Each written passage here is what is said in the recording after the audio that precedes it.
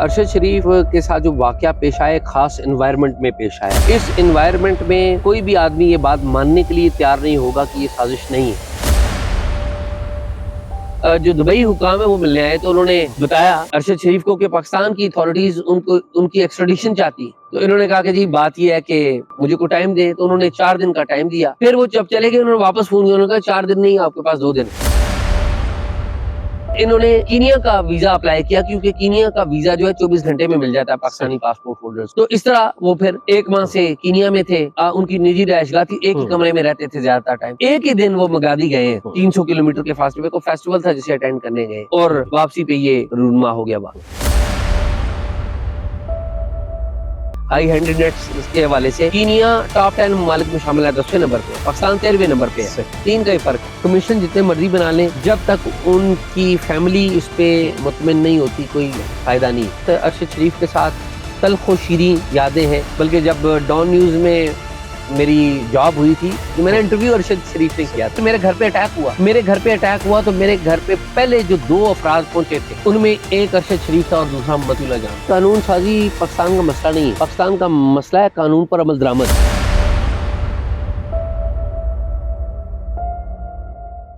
ناظرین کرام السلام علیکم.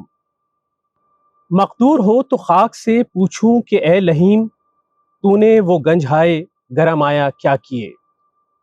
نامور صحافی ہمارے ملک کا قابل بیٹا کینیا میں ایک سانحے کا شکار ہو گیا.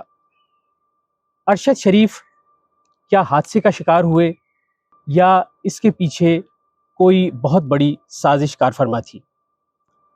اس موضوع پر بات کرنے کے لیے ہمارے ساتھ اس وقت موجود ہیں نامور صحافی، کالم نویس اور مصنف اعزاز سید. اعزاز، بہت شکریہ آپ نے ہمیں وقت دیا. یہ فرمائیے گا کہ کینیا میں جو واقعہ پیش آیا اور ارشد شریف کے قتل کا واقعہ ہے، یہ واقعی کوئی حادثہ تھا یا آپ کی کیا اطلاعات ہیں؟ کیا اس کے پیچھے کوئی سازش بھی کار فرما ہو سکتی ہے؟ جاوید بھائی بہت بہت شکریہ آپ کا. ارشد شریف کے ساتھ جو واقعہ پیش آیا خاص انوائرمنٹ میں پیش آیا. اس انوائرمنٹ میں کوئی بھی آدمی یہ بات ماننے کے لیے تیار نہیں ہوگا کہ یہ سازش نہیں ہے. تو اسے سازش ہی کنسیڈر کیا جائے until proven otherwise. جب تک یہ ثابت نہیں ہو جاتا کہ یہ سازش نہیں تھی، یہ سازش ہی سوچا دیکھا اور سمجھا جائے. اور یہ فرمائیے گا کہ کینیا میں ارشد شریف جو ہیں وہ کیوں موجود تھے؟ اور اس حوالے سے ہم نے دیکھا کہ ہائی کورٹ میں بھی ان کی جانب سے ایک درخواست بھی دی گئی تھی کہ انہیں تحفظ کے حوالے سے کچھ خدشات تھے. اور یہ کیا سارا معاملہ ہوا؟ بیرون ملک وہ کیوں جانے پر مجبور ہوئے؟ کینیا میں کیوں موجود تھے؟ جاوید بھائی، جو ارشد شریف ہے، ارشد شریف جو ہے وہ جب عمران خان صاحب کی حکومت تبدیل ہوئی اس سے پہلے تک وہ پرو اسٹیبلشمنٹ اور پرو پی ٹی آئی تھے. لیکن جب عمران خان صاحب کی حکومت تبدیل ہوئی تو وہ اسٹیبلشمنٹ کے کریٹیکل کے طور پہ ایک کریٹیکل وائس کے طور پہ سامنے آئے. اسٹیبلشمنٹ پہ تنقید کرنے لگ پڑے. یہ ماضی میں وہ نہیں کرتے تھے. ماضی میں اسٹیبلشمنٹ کے نیریٹو کو آگے لے کے جاتے تھے. اسٹیبلشمنٹ پہ جب شدید تنقید ان کی طرف سے ہوئی تو اسی دوران آپ کو یاد ہو شہباز گل صاحب نے ARY کے اوپر ایک ٹرانسمیشن میں کچھ ایسے کلمات کہے تھے جس کے اوپر انہیں ایک مقدمہ ان کے خلاف قائم کر دیا گیا تھا. تو اس ٹرانسمیشن میں ارشد شریف موجود تھے اور ارشد شریف کو اطلاعات مل رہی تھی کہ ان کو گرفتار کیا جا سکتا ہے کیونکہ وہ فوج کو، اسٹیبلشمنٹ کو تنقید کا نشانہ بنا رہے ہیں. تو پہلے تو انہوں نے بیل لی. آپ کو یاد ہو عدالت میں بھی گئے تھے. پھر ہوا یہ کہ کراچی میں ان کے خلاف ایک مقدمہ درج ہو گیا. یہ وہی مقدمہ ہے جس میں ARY کے مالک سلمان اقبال، اماد یوسف ARY کے اور ارشد شریف کو نامینیٹ کیا گیا. اب ارشد شریف کے فیملی نے، ان کے دوستوں نے انہیں کنونس کیا کہ آپ جائیں، لیو پاکستان امیڈیٹلی، کچھ ہو سکتا ہے. اور مین وائل ارشد شریف کے قریبی دوستوں کا بتانا ہے کہ ارشد شریف کو ہراس کیا جا رہا تھا. اب ارشد شریف نے 10 اگست کو ارشد شریف یہاں سے اسلام آباد سے پشاور گئے اور پشاور سے وہ دبئی چلے گئے. اب اگلی انٹرسٹنگ بڑی بات ہے کہ ارشد شریف کے پاس اور کوئی ویزا نہیں تھا. برطانیہ میں آتے جاتے رہے لیکن اتفاق سے اس وقت برطانیہ کا ویزا نہیں تھا ارشد کے پاس. تو وہاں پہ کچھ ٹائم ٹھہرے. پھر ایک دن انہیں جو دبئی حکام ہے وہ ملنے آئے تو انہوں نے بتایا ارشد شریف کو کہ پاکستان کی اتھارٹیز ان کی ایکسٹریڈیشن چاہتی. تو انہوں نے کہا کہ جی بات یہ ہے کہ مجھے کوئی ٹائم دے, تو انہوں نے 4 دن کا ٹائم دیا. پھر وہ جب چلے گئے انہوں نے واپس فون کیا, انہوں نے کہا 4 دن نہیں, آپ کے پاس 2 دن ہے. تو پھر انہوں نے کینیا کا ویزا اپلائی کیا, کیونکہ کینیا کا ویزا جو ہے 24 گھنٹے میں مل جاتا ہے پاکستانی پاسپورٹ ہولڈرز کو. تو اس طرح وہ پھر 1 ماہ سے کینیا میں تھے, ان کی نجی رہائش گاہ تھی, ایک ہی کمرے میں رہتے تھے زیادہ تر ٹائم.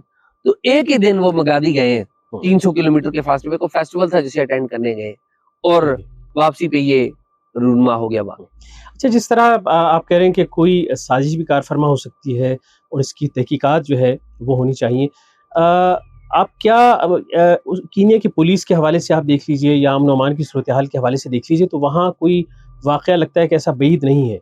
اس میں کوئی ڈاؤٹ نہیں ہے. کینیا جو ہے, کینیا کی پولیس نے کلیم کیا کہ ان سے ایک مسٹیکن آئیڈینٹی کے طور پہ یہ مرڈر ہوا ہے. یہ اتنا آسان بات نہیں ہے. کینیا کی پولیس کو اگر آپ پوری دنیا کی انڈیکس دیکھیں, موسٹ کرپٹ پولیس ڈپارٹمنٹس کی اگر آپ لسٹ نکالیں, رینکنگ نکالیں ہائی ہینڈیڈنیس کے حوالے سے, تو کینیا ٹاپ 10 ممالک میں شامل ہے, 10ویں نمبر پہ ہے, پاکستان 13ویں نمبر پہ ہے, 3 کا ہی فرق ہے.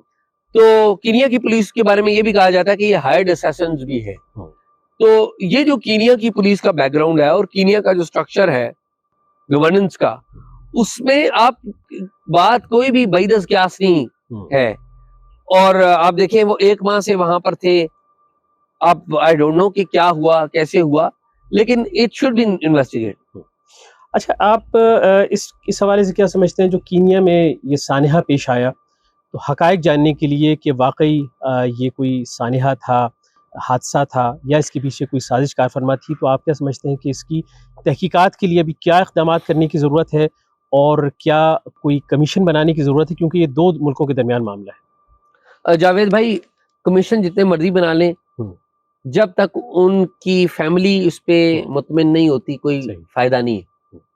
میرا یہ خیال ہے کہ فوری طور پہ ایک ایسی انویسٹیگیشن ٹیم, انویسٹیگیٹنگ ٹیم تشکیل دی جانی چاہیے جس پر ارشد شریف کی والدہ اور ان کی اہلیہ جو ہے, ان کے بچے, ان کو اعتماد ہو, اور اس میں جرنلسٹ ریپرزنٹیشن بھی ہونی چاہیے جن پر اس ٹیم کے اوپر پورا اعتماد ہو.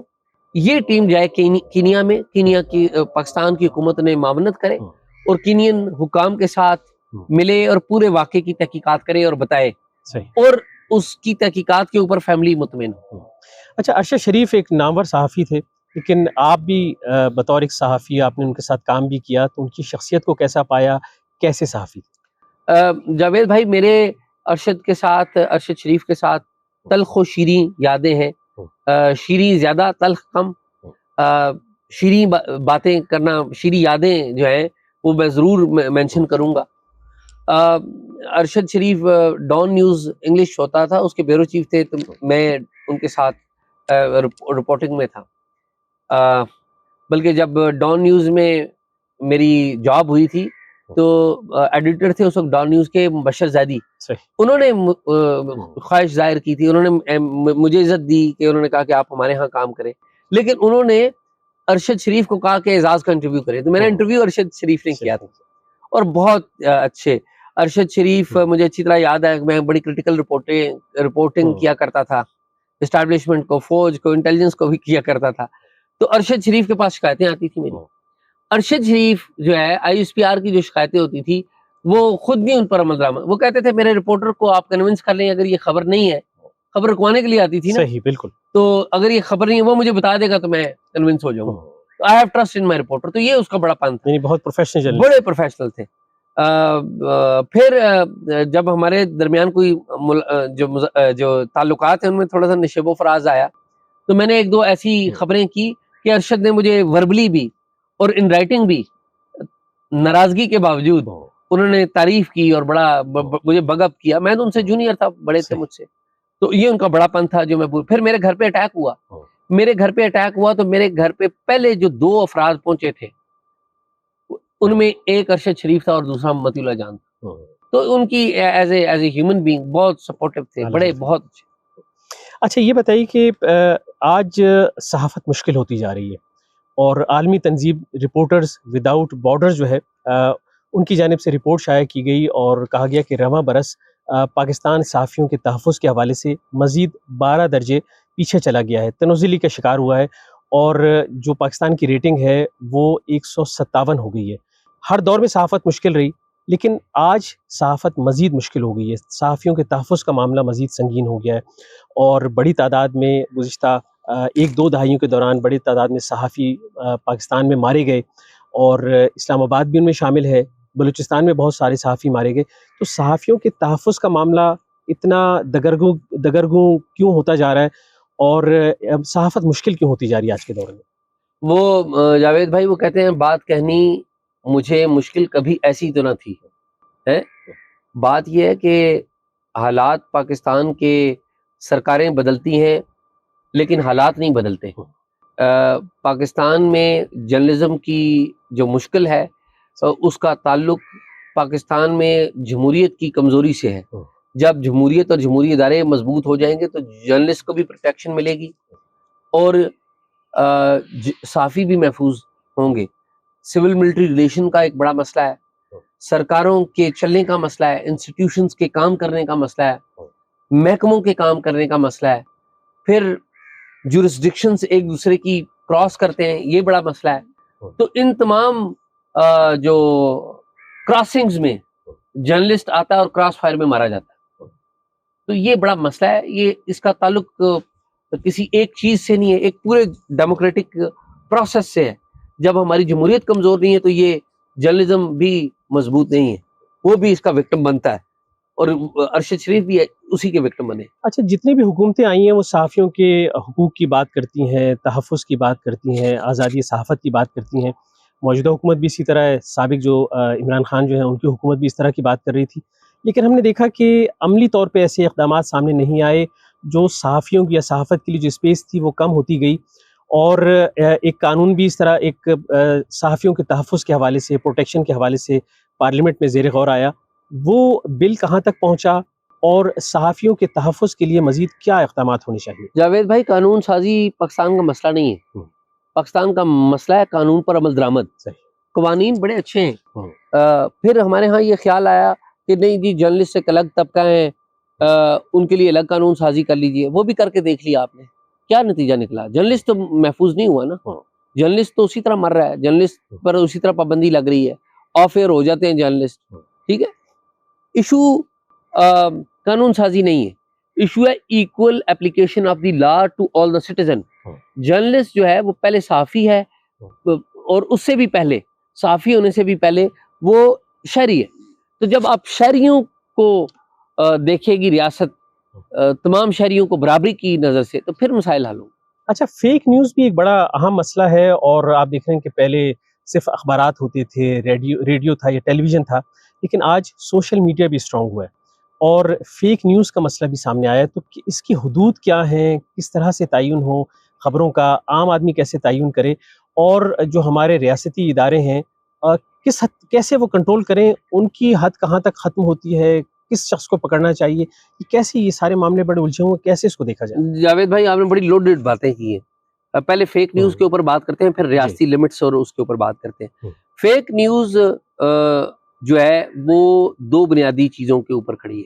ایک ہے مس انفارمیشن اور دوسری ہے ڈس انفارمیشن. مس انفارمیشن یہ ہے کہ آپ غلطی سے کوئی معلومات دے دیتے ہیں اور وہ پھیل جاتی ہے, لیکن آپ کو جو یہ احساس ہوتا ہے آپ فوری معذرت کرتے ہیں اور کہتے ہیں کہ یہ معلومات ٹھیک نہیں ہے. یہ اس میں آپ کی بدنیتی شامل نہیں ہے, اس میں آپ کی نیک نیتی شامل ہے. ڈس انفارمیشن میں آپ کی بدنیتی شامل ہے کہ آپ جان بوجھ کر ایک منظم انداز میں ایک جھوٹی انفارمیشن لاتے ہیں, اس کو سپریڈ کرتے ہیں, آپ کو لوگ بتاتے بھی ہیں کہ یہ جھوٹ ہے, آپ پھر بھی جاری رکھتے ہیں. تو یہ ہے ڈس انفارمیشن. تو ڈس انفارمیشن کے اوپر قانون سازی کی ضرورت ہے کہ اس کے اوپر کوئی قانون سازی کی جائے, ایک بات.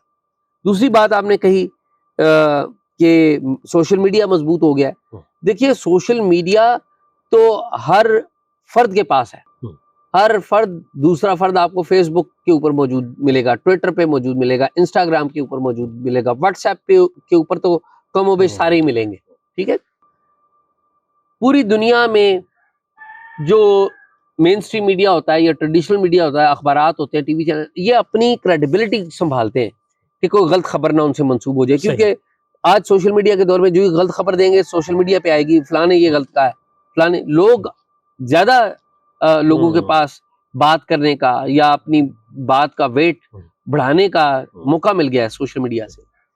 لیکن جو سوشل میڈیا ہے وہ ہر کسی کے پاس ہے, وہاں پر معلومات ہر بندہ دے رہا ہے, جسے جرنلزم معلومات لے کے اسے پروسیس کر کے ویریفائی کر کے ٹرانسفر کرنے کی ٹریننگ ہی نہیں ہے. صحیح ہے, ٹھیک ہے, ہر تو سنی سنائی بات آگے بڑھا دی جاتی ہے. تو سوشل میڈیا ڈیپینڈیبل نہیں ہے. پوری دنیا میں مین اسٹریم میڈیا, ٹریڈیشنل میڈیا اور جو میڈیا سے منسلک جو اہم صحافی ہیں جن کو لوگ کریڈیبل سمجھتے ہیں وہ اہم ہے. سوشل میڈیا کے اوپر آپ ان صحافیوں کو فالو کرتے ہیں, تو یہ یاد رکھیے کہ سوشل میڈیا کو فالو نہ کیا جائے معلومات کے لیے, بلکہ جن صحافیوں کو آپ کریڈیبل سمجھتے ہیں, جن کی کریڈیبلٹی ہے, یا جن صحافتی اداروں کو آپ سمجھتے ہیں تو ان کو کیا جائے. تو social media is not a media, it's not a, it is just یہ کمیونیکیشن میڈیا کہہ لیجئے, لوگوں تک رسائی کا میڈیا کیسے, لیکن یہ سوشلائزنگ پلیٹ فارم ہے, میڈیا نہیں ہے. اچھا, جہاں جس طرح آپ نے کہا کہ خبر میں غلطی کا احتمال رہتا ہے تو یہ تو ممکن ہے, لیکن فیک نیوز ایک بالکل مختلف چیز ہے. لیکن ایک چیز اور بھی ہے کہ جہاں ہم میڈیا کے اداروں کی بات کرتے ہیں, آج بھی اخبارات ہوں یا ویب سائٹ ایک نئی صورت ہے, ٹیلی ویژن چینل ہیں, ان کی بنیادی طور پہ ایک یہ ذمہ داری بھی بنتی ہے کہ وہ غیر جانبداری کا مظاہرہ کریں. لیکن آج ہم یہ بھی دیکھتے ہیں کہ مختلف جو ہمارے ادارے ہیں وہ ایک خاص نقطۂ نظر کو پروموٹ کر رہے ہوتے ہیں, اور اس سے کیا آپ نہیں سمجھتے کہ وہ ادارے جو ہیں ان کی شہرت متاثر ہو رہی ہے اور اس کا نقصان جو ہے ملک کو, قوم کو, عوام کو بھی ہو رہا ہے؟ اس میں کوئی شک نہیں ہے جاوید بھائی, یہ جو اداروں میں تقسیم ہوئی, میڈیا کے اداروں میں تقسیم ہوئی, کہا گیا کہ A R Y P T I کو سپورٹ کرتا ہے, سما ٹی وی پی ٹی آئی مخالف ہے, جیو جو ہے نون لیگ کے ساتھ ہے, سما فلاں کے ساتھ ہے, ایکسپریس فلاں کے ساتھ ہے, دنیا فلاں کے ساتھ. یہ کیوں ہوا؟ یہ پولیٹیکل پولرائزیشن ہوئی ہے. بیسیکلی پولیٹیکل پولرائزیشن میں ہر جو بندہ ہے وہ ایک خاص آئیڈیالوجی کے ساتھ ہے جڑا ہوا, اور پھر جو پاپولسٹ پالیٹکس ہے اس نے بھی اس میں ایک نئی جہت دی ہے کہ پاپولسٹ ایک پارٹی آئی ہے, اس نے کہا کہ جی یہ برے اور یہ ٹھیک ہے, ٹھیک ہے, پھر وہ تیرا میڈیا میرا میڈیا ہو گیا. لیکن میں آپ کو بتاؤں کہ جو جرنلسٹ ہے نا, جو کسی بھی ادارے میں کام کرتا ہے لیکن وہ جرنلسٹ ہے, وہ اپنی کریڈیبلٹی کے اوپر کمپرومائز نہیں ہونے دیتا, وہ نہیں ہونے دیتا. بعض جو ہے سچویشنز ہیں ان میں آپ اگر کلوزلی مانیٹر کریں تو جو پروفیشنل جن اداروں کی, میڈیا کے جن اداروں کی ایک تاریخ ہے, جرنلزم کی ایک تاریخ ہے, وہ بھی پروفیشنل جو پیرامیٹرز ہیں ان کو وائلیٹ نہیں کرتے عام طور پہ. کبھی کبھار کرتے بھی ہیں, غلطی بھی ہوتی ہے, بعض اوقات غلط کر بھی جاتے ہیں, یہ بھی, لیکن موسٹ آف دا ٹائم کیونکہ ان کی کریڈیبلٹی ہے, انہیں پتا ہے کہ اس فیز سے ہم نے نکلنا ہے, کل بھی ہمارا ادارہ یہی رہنا ہے. صحیح, کیونکہ ہم تو آپ دیکھیں بنیادی طور پہ جتنے بھی ادارے ہیں وہ عوام کے مفادات کو پروٹیکٹ کرتے ہیں اور عوام تک صحیح بات پہنچانے کا انہوں نے عہد کیا ہوتا ہے. اب جہاں یہ حد اگر کراس ہوتی ہے یا بعض ادارے کنٹرول ہو جاتے ہیں یا کنٹرول کر لیے جاتے ہیں تو اس کا نقصان جو ہے وہ کسے ہوتا ہے؟ دیکھیں, سب سے بڑا اس کا نقصان ہے عوام کو. صحیح, ٹھیک ہے, پھر اس کا نقصان ہے آپ کے ڈیموکریٹک پروسیس کو, پھر اس کا نقصان ہمارے ہاں جس نے میڈیا کو کنٹرول کیا ہے, اسٹیبلشمنٹ فوج اور اس کی انٹیلیجنس اداروں کو ہے, ان کو بھی نقصان ہے. انہیں سمجھ میں شاید آئے یہ بات کہ آپ نے جو لوگ آپ کو ایمانداری سے کرٹیسائز کرتے تھے, آپ نے ان کو ٹیمپر کر دیا ہے, آپ نے منہ پہ زپ لگا دی ہے. نتیجہ کیا ہے؟ میڈیا کا کام کیا ہے؟ میڈیا کا کام یہ ہے کہ میڈیا عوام کے جو مسائل ہیں ان کو بتاتا ہے, ریاست کو بتاتا ہے, اور ریاست جو کوئی قانون سازی کرتی ہے, پالیسی بناتی ہے, اس کو عوام کو بتاتا ہے, کھلی ڈیبیٹ کرواتا ہے اگر کوئی نقص ہے تاکہ وہ نکلے, ایک مجموعی بہتری ہو. ٹھیک ہے, انہوں نے کیا کیا کہ میڈیا کو کنٹرول کر لیا, میڈیا کو ٹیمپر کر دیا کہ جس طرح ہم سوچتے ہیں ویسے آپ بتائیں, یا جن ایریاز کے اوپر ہم چاہتے ہیں آپ نہ بولیں وہ نہیں بول رہا. اس کا نتیجہ کیا نکلا؟ One of the result was rise of the social media. جس سوشل میڈیا کی جو رائز ہے اس کا نقصان کس کو ہوا؟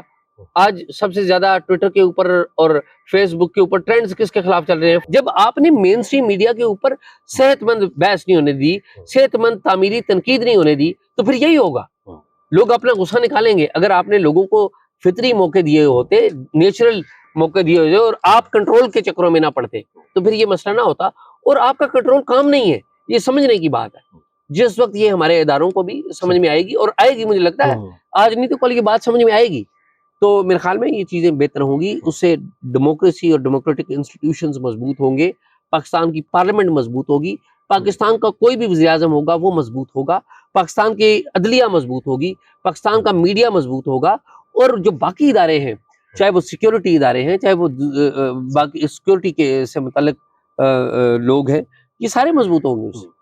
اچھا، جہاں سوشل میڈیا اتنا اسٹرانگ ہے، اس میں اشاعتی ادارے ہیں یا نشریاتی ادارے ہیں، تو ان کی پھر کیا ضرورت باقی رہ جاتی ہے؟ اور کیا آپ سمجھتے ہیں کہ جمہوریت کے لیے جو ہے وہ آزادی صحافت ضروری ہے؟ ہم ہمیشہ کہتے ہیں آزادی صحافت ہونی چاہیے، کیا ضرورت ہے اس کی، کیا افادیت ہے؟ میں نے جاوید بھائی آپ کو عرض کیا نا کہ جمہوریت میں صحافت کا کردار کیا ہے؟ صحافت کا کردار ہے عوام کو جو حکومت ہے اس کی پالیسیوں کے بارے میں آگاہ کرنا، عوام کے مسائل سے حکومت کو آگاہ کرنا، پھر اگر کوئی پالیسیوں میں فلاح ہے اس کو پوائنٹ آؤٹ کرنا، پھر لوگوں کو جواب دہ بنانا، پھر لوگوں کو ایجوکیٹ کرنا، پھر لوگوں کو انٹرٹین کرنا، یہ میڈیا کی ذمہ داری ہے، میڈیا ادا کر رہا ہے یہ ذمہ داری ہے، اچھے طریقے سے نہیں کر رہا، اس لیے نہیں اچھے طریقے سے کر رہا کہ میڈیا کو ٹیمپر کر دیا گیا، میڈیا کے ہاتھ باندھ دیے گئے، میڈیا کی آنکھوں پہ پٹی باندھ دی گئی ہے، میڈیا کی زبان کو تالے لگا دیے گئے، تو پھر کیسے ادا کرے گا؟ تو جب تک میڈیا کو آپ فریڈم نہیں ملے گی تب تک آپ کے ملک میں آزادی سوچ کی نہیں آئے گی، سوچ کی آزادی نہیں آئے گی تو آپ کے ہاں تخلیق نہیں ہوگی، تخلیق نہیں آئے گی تو مسائل کا حل نہیں ہوگا، آپ پانی کا وہ جوہڑ بن جائیں گے جہاں پر جو پانی کھڑا ہوا ہے، تو مسائل تو پھر اس سے جنم لیں گے۔ جی، بہت شکریہ اعزاز، آپ ہمارے ساتھ تھے، بہت شکریہ، بہت شکریہ ناظرین، اللہ حافظ۔